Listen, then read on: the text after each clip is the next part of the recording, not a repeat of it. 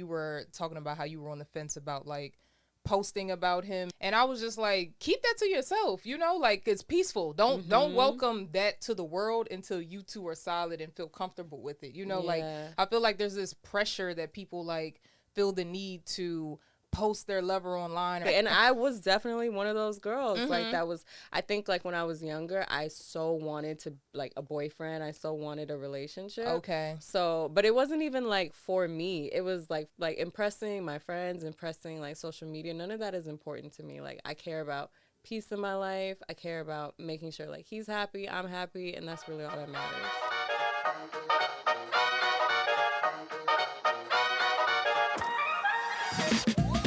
Hey guys! Welcome to another episode of Sip and Spill, where we sip on drinks while spilling the tea on dating and relationships. I'm your host, Vee, and today I'm with a very special, beautiful guest, Marchena. Hi, everyone. How are you doing today? I'm doing great. Very happy to be here. I'm excited so to finally excited. meet you in person. I know, and we're going to get right into that. So today I have Marchena here. We're going to talk about how our relationship went from Clubhouse to real life. And then we'll get into kind of some growth and dating type of topics. And, of course, 2 Cent Tuesdays. Ooh, I love 2 Cent Tuesdays. So let's get right into it. So, yeah, first segment, how did we meet? We met in 2020 during the pandemic. You know, a lot of us didn't have anything to do At all. We were on our phones online. So you and I met through Clubhouse. Yes. This was back when Clubhouse was popping. Like I joined Clubhouse in November 2020. Okay, I joined October. Yeah. So we were like right back to back. And I think we met like that same month that I Yep. joined. I think we met in a room. I think the topic was something like, oh, if you know you have a girlfriend, like, why are you talking to me? Or something like that. Oh, yes. Yeah. I could not for the life of me remember. Something like that. I was going to ask you that. I'm like, what room did we meet in? But I remember that now. Yeah. Oh, no, it was called, if you have a girlfriend, just say that. Yes. That's what it was called. Yes. That's what it was. Called. And you came in and I think you shared a story about, like, a guy that was trying to talk to you. He had a girlfriend, but he wasn't, like, being honest about it. Right. And our friendship just like blossomed from there. Like we did several rooms together. Right. You always had like really dope topics. And then you were doing Sip and Spill, your podcast on Clubhouse. Yes. So I always loved being a part of that. So it just blossomed from there. And then we started following each other on Instagram, just keeping up with each other's lives. And yeah, we were just a vibe. And I was like, you know what? This girl is dope. Want to get to know her in person. And then we finally got each other's number. We check on each other every now and then and just keep up with each other's lives through Instagram, and it's just blossomed from there. Definitely. I loved it. I remember, too, when we first met, I don't know if you remember this, you were dating somebody at the time, and you were like, I need advice. Oh, and yeah. So she, like, asked if she could call me, and we were on the phone for hours. Oh, my God. I remember that guy. I remember. It's so crazy, like, when you're, like, going through a thing with a guy, and then you get out of it, like, years later, you're like, why was I even right? Yeah. Right. Thinking back on it, I'm like, I can't believe that's who was stressing me out like that. But I remember I called you. We were on the phone for, like, 3-4 hours. Yes. And I was just like pouring my heart out, like, Veniece, I don't know what to do. Like, what do you think this means? He did this today. What do you think that means? It was a lot. I had a meeting with Amber after that, and I was like, I think Marchena and I are going to be really good friends. Really? Like, yes, because it was like we clicked. So, like, talking to you, it was crazy because I feel like at that time we only had met each other maybe a week prior to that, and talking to you and like just being on the phone for hours, it felt like somebody who I knew for my whole entire life. Me too. Yeah, and then I think like shortly after that we talked again, and every time we were on the phone we would be on the phone for hours. And I remember you were working from home at the time. So I had a lot of time on my hands. And you were like giving me all this advice about like uprooting and moving to a new city, and like I was just like, this is my type of girl. Like, so I'm glad that we stayed friends. Me too. Let's get back to Clubhouse. Clubhouse. Oh boy. So the rise and fall of Clubhouse, right? Yes. So what was like the peak era, do you think, of Clubhouse? Like when we first came in and kind of the conversations, because you held a lot of really good rooms too. Yeah. I loved Clubhouse. I felt like it was an opportunity to like be in the presence of people who you would have never had the opportunity to be around. You know, we all were inside, didn't really have much to do. Like everything was on lockdown, so it just like a lot of conversations were sparked with various different types of people from like all across the U.S. This was like before Clubhouse became like an international app. I think it was. Oh, it's international now. Yeah, it's international now. But back like when we joined it, it was only iPhones. It was only iPhones, and it was only America, and I think Nigeria and a few other countries. But it was like it was mostly the U.S. Yeah. So for us, like we like got to talk. We would like have conversations with celebrities on there, and it was just like so chill. Like I forgot about this. Yeah, the celebrities were on Clubhouse cutting up too. Like Kevin Hart was on there, 21 Savage, like so many different types of people. Even I think Jay-Z was on there. He did a room on there once for like his birthday or something. So it like Clubhouse was the place to be for sure. But I would say the fall of it was when things started opening up. Like for me, as soon as outside opened up, I was like, oh, I don't have time to be on here anymore. I have a life. Bye. Like, I was like, I have to go to brunch. Right. As soon as they lifted the restrictions in LA, I think they lifted our restrictions in like March or April 2021. I was like, yeah, so I got you were late getting off of Clubhouse. Because from my perception, Clubhouse started dying in January. In January?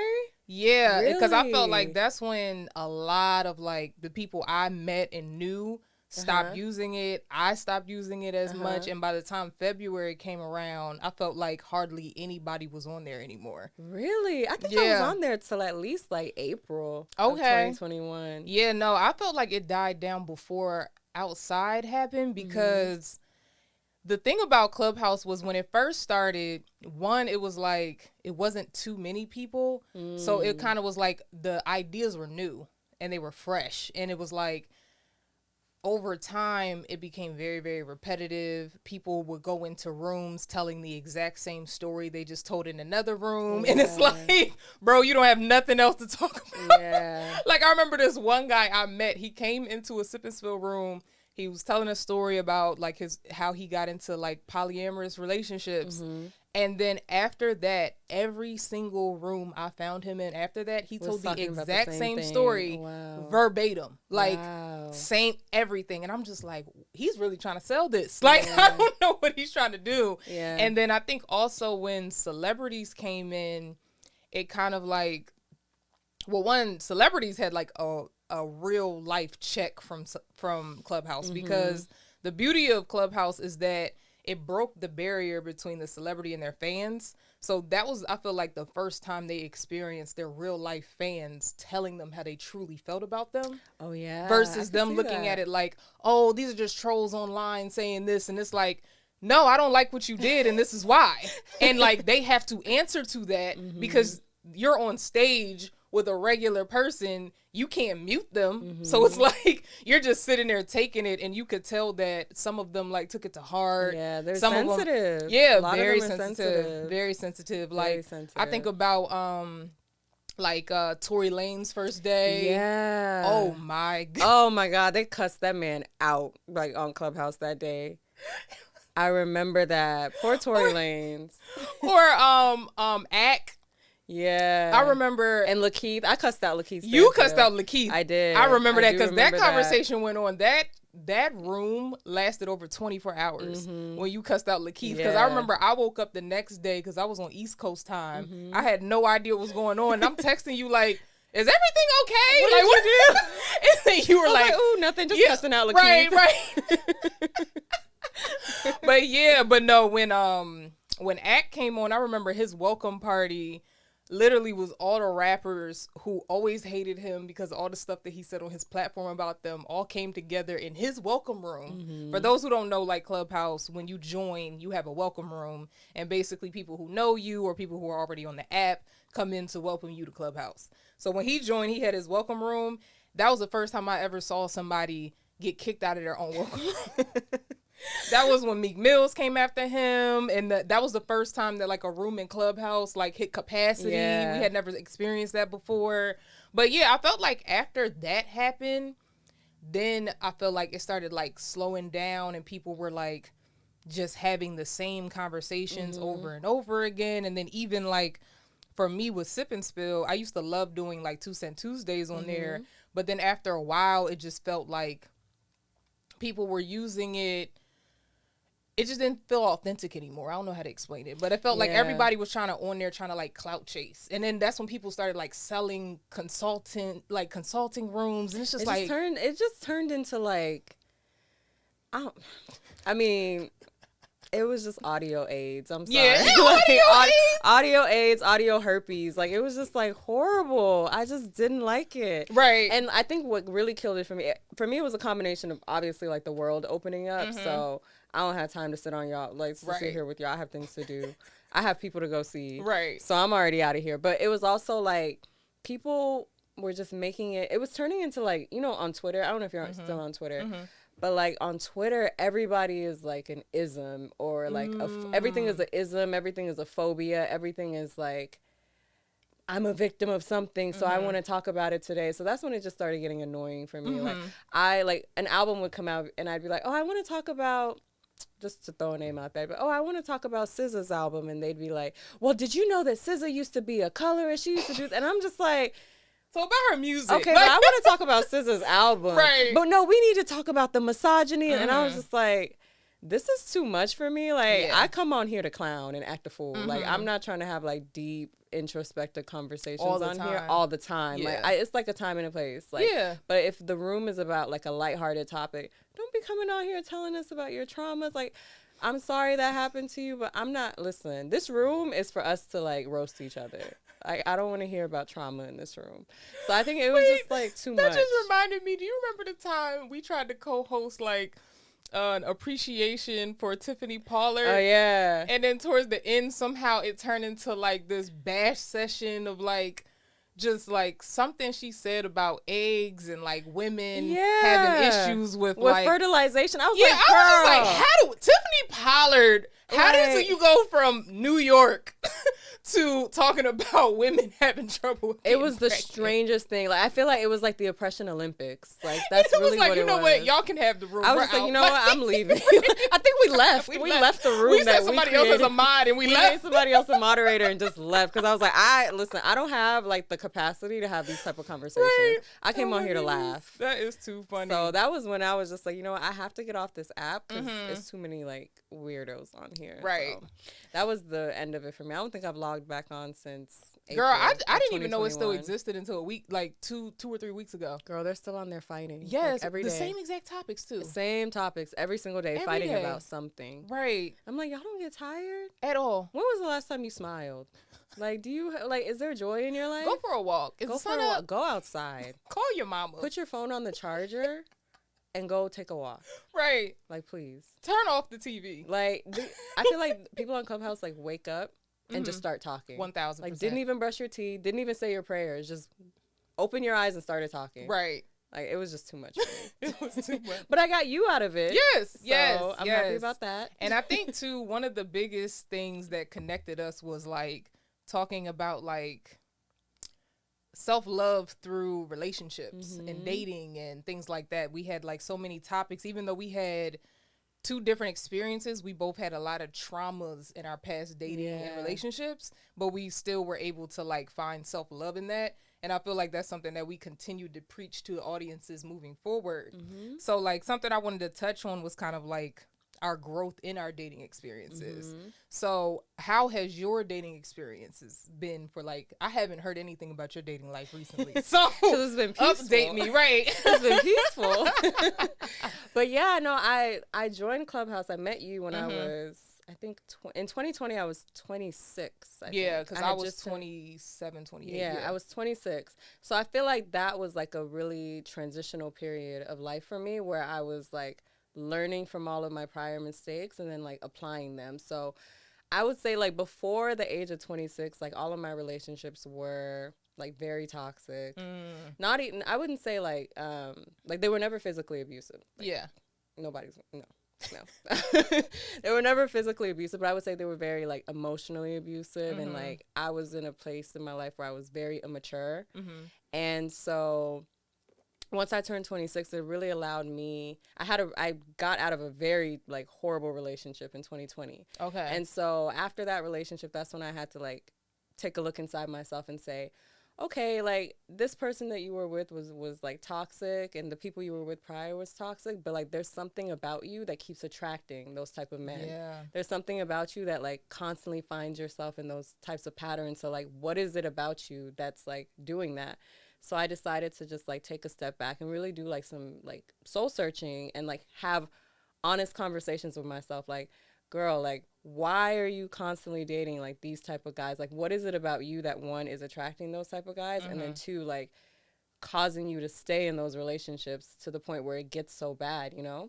So I feel like 2020 was like that awakening year for me, where I could just like put all of like the nonsense aside and just like focus on me, focus Right. on healing. I know like healing is like really popular right now, but like really focus on healing. Yeah. And I think like meeting you, like I got to have like those honest conversations. And I feel like you helped me like be accountable too. Like you weren't just like putting like when I would come to you for advice, you weren't just like telling me what I want to hear. Like most friends are like, oh, it's not your fault. Like he's this, he's that, he's trash. Like you're perfect. Like no, that's not me at all. Yeah, that's not I'm Veniece. Not that friend. That's if not you Veniece. need that, don't call me.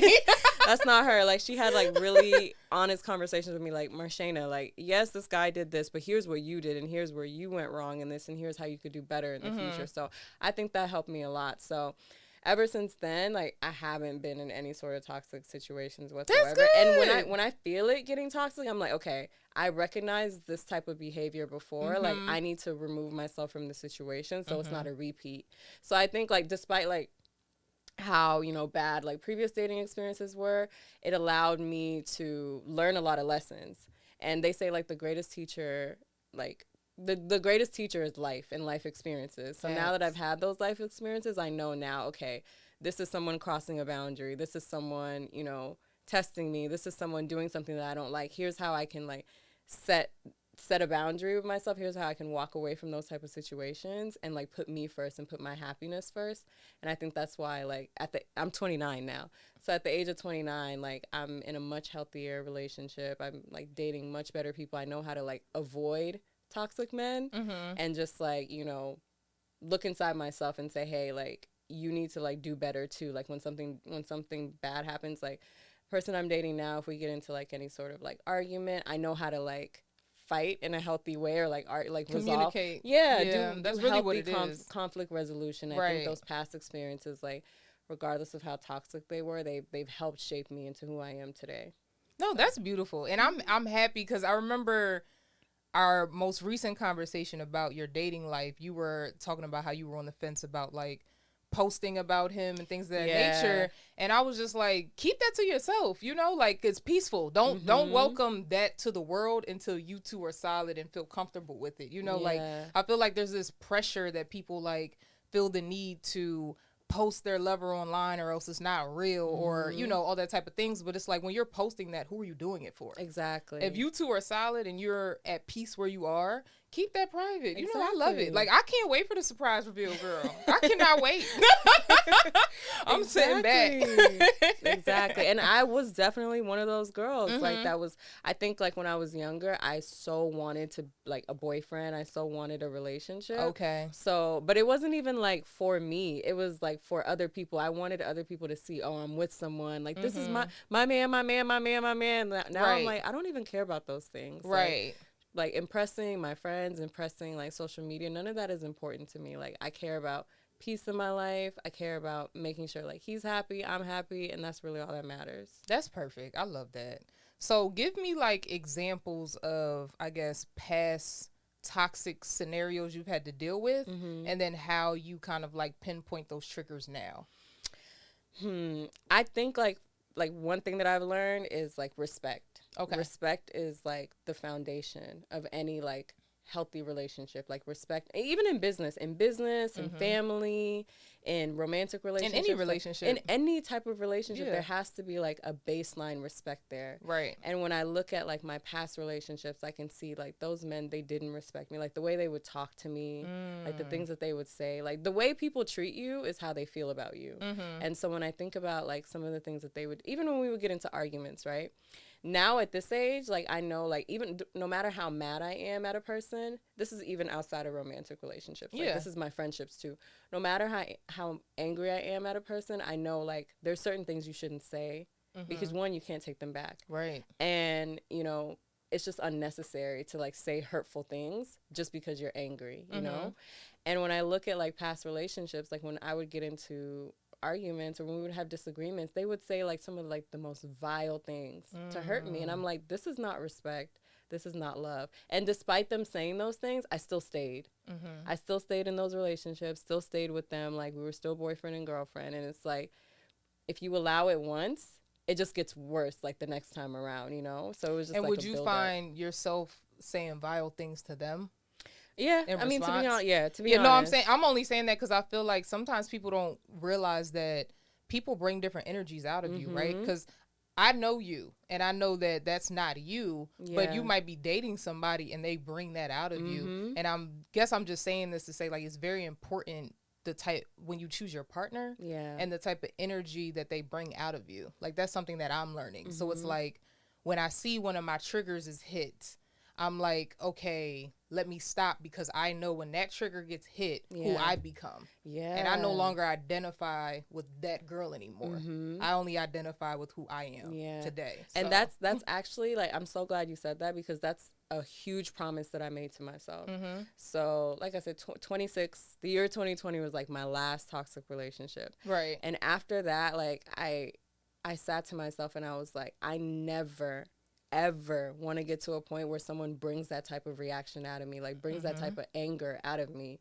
Like before it even, like there were so many steps, so many months before it even escalated to that point. So now I'm like, I never want to see that in me, like ever. I don't even like being mean to people. Like I don't like, even when it comes to like dealing with like customer service issues, I'm usually the type of person, if they get my order wrong, I'm gonna just, hey, it's wrong. I don't like the food. I'm just not gonna come back here. Yeah. Like I don't even like those like people getting that out of me. So when it comes to relationships now, like I've definitely identified the things that like push my buttons. So now I'm like, you know what? I know where this is about to go before it even gets there. If we can't come to some sort of resolution before it even gets there, let me just remove myself from the situation. Let me remove myself from this relationship. Like, there's other fish in the sea. There's 1 billion and like there's 8 billion people in the world. Like I don't have time for this. Right. And I think like now that I'm out of that and I can like see things from that perspective, like when I see, even with like celebrities and stuff, when I see like celebrities going through their relationship drama, I'm just like, wow, like I see it now for what it is, you know? Like even my friends, when I see them going through stuff, I'm like, wow, like when you're in that, you don't even recognize it. But now that you're out, you're like, wow, look at how I used to behave. I used to behave just like that. So how do you communicate when you've been triggered with your partner now? I think communication is like super important. Like being vocal about it. I think in like past relationships, I would like do the immature thing, like the silent treatment. If something made me mad, or I'm gonna just block his number, or I'm not gonna talk to him for a couple days, and like that doesn't solve anything. It just like builds up resentment. But now, like if something bothers me, like I address it immediately. Like, you know, conflict resolution, knowing how to like properly like fight. Yeah. And it sounds crazy, like knowing how to fight. Yeah. But like knowing how to like do like good conflict resolution is important. So if something bothers me, I'm not gonna like let it sit overnight. I'm not gonna like let it fester. I'm just gonna say how I feel. If it's not like the right time and place, like think about it, go home, like, you know, figure out how I can properly communicate. But just like not letting things build up. I think that was the most important thing for me to learn, because I think like looking back, I was very passive aggressive, very childish. Like instead of talking to them about the problem, I would like go talk to like I've like called the Clubhouse. Yeah, people on Clubhouse. I've called the guy's mom to complain about him. That's funny. Yeah, I'm gonna call your mom. I'm gonna call your mom because this is not working out. Nobody know you better than your mom. Exactly. So even things like that, like when I look back, I'm like, wow, that was so immature. Right. But yeah, really just sitting and like talking to each other and like talking at the problem versus like, you know, addressing each other as the problem, you know? Like what's the issue that's really like causing this divide between us, as opposed to just, you're this, you're that, you did this. Not anymore. Yeah. No, I mean, I love that. I feel like that's healthy communication, because you have to, when you're really trying to grow with somebody, you have to drop that individualistic view of, it's a big word for Elmo. Right.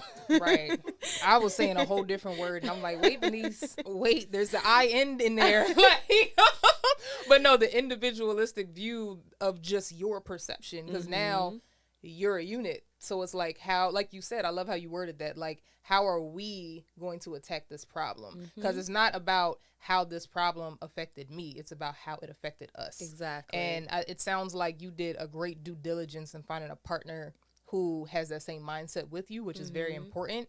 And I think too that that's because of the time you gave yourself to heal from your past relationships and being very intentional and like dating moving forward in order to get there. So kudos to you, girl. So before we get into some fun segments, I want to ask, I asked this at the end of every like serious discussion. What would you say was your big takeaways from the conversation we just had? Reflection. Yeah, reflection. Like, I think, you know, there's a thing now, I don't know if you've seen it, like on the internet, where like people are always like, women can never take accountability. Which, when I used to see that, like a couple years ago, I'd be like, these men are so stupid. Like, oh my goodness, look at them saying women can't take accountability. And then you started reflecting on yourself. I'm like, they're the ones that can't take accountability. Men can never admit that they're wrong. But like, honestly, like, I wouldn't say all women. Yeah. But I would say like it's really hard for like women, like when you're younger, it's really hard to say like, I messed up. It's easy to point the finger at like the guy and say, he did this to me, he's such an asshole, he's such a narcissist, he's this, which can be true. Yeah, you know, like that's not an excuse for a guy to like just be so terrible to you. But at the same time, like, in order to like not make the same mistake again, you have to like reflect. You have to be accountable for your actions, you know? But I think when people hear the word accountability, they hear it as like, oh, you're blaming me. Right. This is victim blaming. And it's like, no, it's not victim blaming. It's saying to yourself, like, I also played a part in this. Like, in order for this relationship to have become toxic, in order for it to have been this, like, you have to be somewhat of a participant. Even if it was as small as just you staying. Exactly. That is enough. Exactly. But you have to, like you said, take accountability for that. So I think, like, for me, just, like, reflection in general, like, being able to, like, look at, like, your growth, your behavior in the past and saying to yourself, okay, do I want to change this? Do I want to continue to be this person moving forward? And, like, once you've made that decision, it makes it so much easier to, like, accept things going forward. So. Right. I love that. Reflection. I'd say my biggest takeaway would be all men are not the same. And I'm using that because of the fact that in your story, you went from dating very similar types over and over and over again, and now you're in the healthiest relationship you've ever been in. And you're with somebody who I'm assuming is as self-aware as you are. And so I think the point being is that I know there's this notion from both men and women that all women are the same and all men are the same. And I hate gender wars. Me too. Because at the end of the day, men need women just like women need men. Yes. Right? Like, if we want to have a society of just women and just men, leave me out of it. Yeah. Like, I'm not taking the trash out. Yeah. I know that's small, but like, I'm not taking jar. the trash. I'm not doing that. You know? I don't like to change my own oil. I would never do. No.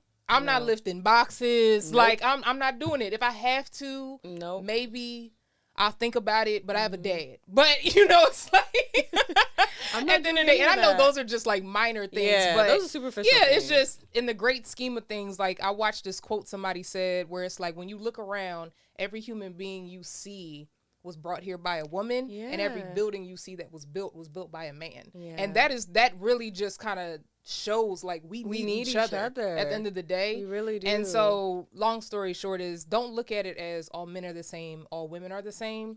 Just understand that when you go through your reflection, like you just said, and you become self-aware, when you start dating with intention, you'll find the person who is a fit for you. Exactly. And you will ignore those who no longer serve who you want to become or who you are. So, yeah. That's that. All right, time to have fun. Mark your calendars for Tuesday because the madness continues with 2 Cent Tuesday. Thanks for tuning in to another episode of Sip and Spill. If you had a blast with us today, do me a favor and share it with a friend. You're the real MVP of the Sip and Spill party. Until next time, deuces.